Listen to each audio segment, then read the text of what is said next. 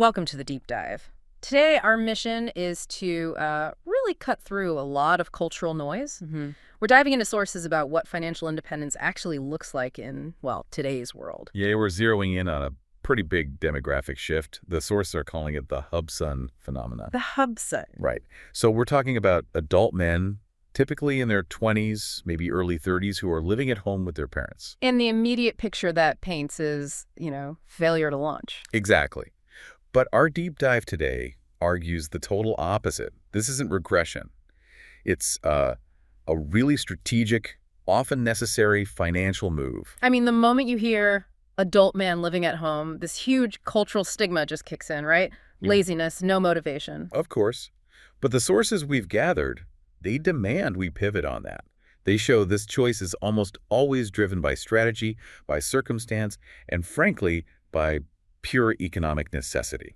So the hubsun is just reacting to the world he's in. Inflation, crazy housing costs, all of it. It forces a redefinition of what good financial planning even is. I mean, the old path, move out at 21, rack up debt, if that leads to instability. Then staying put to build a real foundation is the only logical choice. It's the most responsible decision. Yeah. We're seeing a shift in what making sense actually means on a spreadsheet today. Okay, so let's unpack that, because to really get the strategy, we have to look at the numbers, the economic reality. That is the absolute core driver. I mean, the metrics are. Yeah. They're pretty shocking. Yeah. The cost of living has exploded, but let's put some numbers on it. In a lot of big cities, rent has basically doubled in 10 years. Doubled. And the sources show that the average age for a first-time homebuyer, it's gone up by almost 7 years since 1990. Independence used to be how you built wealth. Now it feels like a way to lose it. It can be. And the other critical piece is that wages just haven't kept up at all. Not even close. You have young professionals, people changing careers, and they're facing this mountain of student loan debt. I saw one source mention that in some states, student loan debt is now bigger than all mortgage debt combined. Which creates this impossible choice. You move out, you're immediately struggling paycheck to paycheck, you're taking on more debt, or you're sacrificing saving for retirement for a down payment. And the sources frame it so clearly. Why would you choose instability if you have a stable option? Exactly. Moving out too soon can trap you in a debt cycle for decades, or worse, put you at risk of housing insecurity. The strategic hubsun sees some not as a pause, but as a launch pad. A financial station ground. Right. It's not about avoiding responsibility. It's about strategic capital acquisition. Yeah. Using that low overhead at home to just aggressively attack their debt or build up a huge cash cushion. So they're planning for a debt-free future, or at least a future with way less debt. Yeah, and that really reframes the whole thing. We tend to see it as individual failure. But the data just screams systemic failure. Housing shortages, stagnant wages. It's a pressure point for everyone. Yeah. And the hubsun is just finding the most logical release valve. Which is where it gets fascinating, right? This clash between the economic reality and our very American cultural expectations. That collision is where all the stigma comes from. Totally. Our tradition says adulthood starts the second you move out, whether you're ready or not. You hit 18, 21, maybe 25. If you're still at home, the judgment is instant.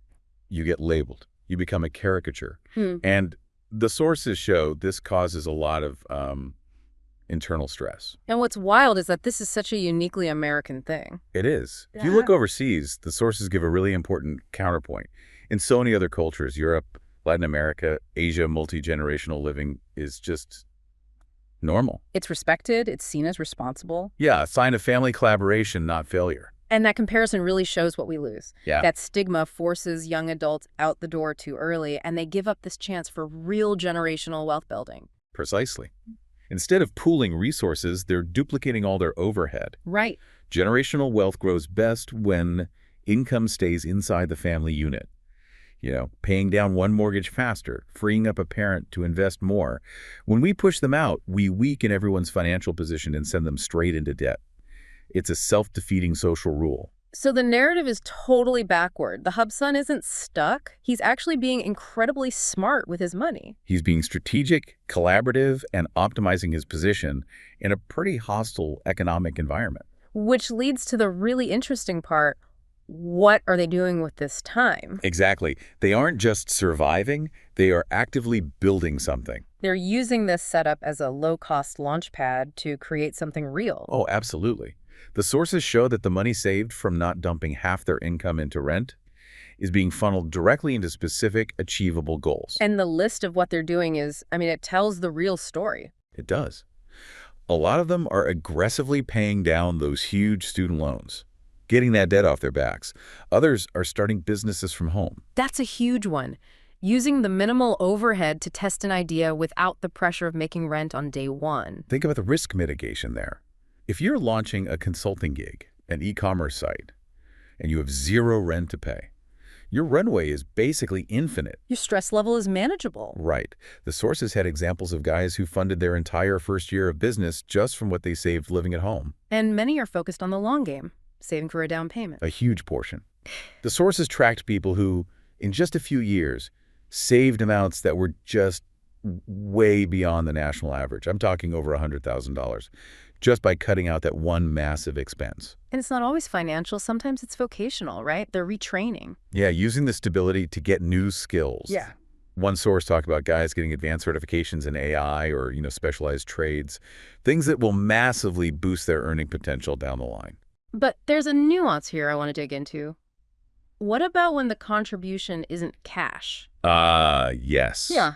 The sources identified this really specific group, men who call themselves stay-at-home sons. And this isn't just about saving money. It's an active, functional role in the household. It's a designated contribution. And it goes way beyond just being tidy. So this is where the deal gets really interesting. The sources say these guys take on all the unpaid homemaking jobs. All of them. We're talking high-level household management. Cooking, cleaning, shopping, managing bills, handling big maintenance tasks. And they do it for free with no rent. Exactly. And you have to ask, how is that labor valued? For the parents, it's often a huge economic plus. Sure. If they're working full-time, the time they save on all that domestic work is enormous. Not to mention the money saved by not hiring help. And for the hub son, he gets the capital and time to focus on his own goals. I remember one anecdote from the sources that just nailed this. There was a stay-at-home son who managed his parents' entire investment portfolio. That's right. Handled all their tax prep, their estate planning, in exchange for room and board. That is a massive contribution, far more than a rent check. It's C-suite level household support, essentially. Yeah. It completely redefines the dynamic. It's not a landlord-tenant thing. It's a high-functioning team. Exactly. He's stabilizing his parents' lives, letting them focus on retirement, while he's saving the capital he needs to launch his own life. But let's not make it sound like it's all just a smooth business transaction. We have to talk about the human element, the emotional toll. Absolutely. It's not purely transactional at all. The sources are very clear about the emotional complexities. Even if the choice is rational, there's that internal pressure. A ton of it. Pressure to live up to that old ideal of standing on your own. They feel really misunderstood, especially by older relatives who just can't wrap their heads around a world where 60 grand a year doesn't buy you a house. That generational gap is a real source of tension. You're making a smart financial move, but being judged by these outdated social rules. For sure. But on the flip side, the positive emotional outcomes are just as powerful. Like what? Well, a deep sense of gratitude for the support, stronger family bonds, and the chance to grow without that constant crushing stress of just trying to stay afloat. You're building from a place of peace, not panic. And it's a two-way street. Parents get companionship, help around the house. And a real economic contribution, even if it's just splitting the utility bills. Many parents see it as an investment in their child's future. It's not just, housing an adult child, it's helping them build a stable life. When you connect all of that, the big takeaway seems clear. Adulthood should be defined by responsibility and purpose, not by your address. Exactly. The modern hub son is showing sophisticated planning, not dependency. Our definitions of success just have to evolve. True independence, which means financial stability and freedom from debt, it just looks totally different today than it did 30 years ago. He's not a throwback to the past. He's a product of the present, a strategic response. And given that the housing market isn't getting cheaper anytime soon... And wage stagnation is still a problem, yeah.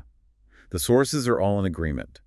This trend, multi-generational living in general, it's only going to accelerate. So to sum up, we've moved past this old stereotype to see a rational, strategic way to survive and build wealth in a really tough economy.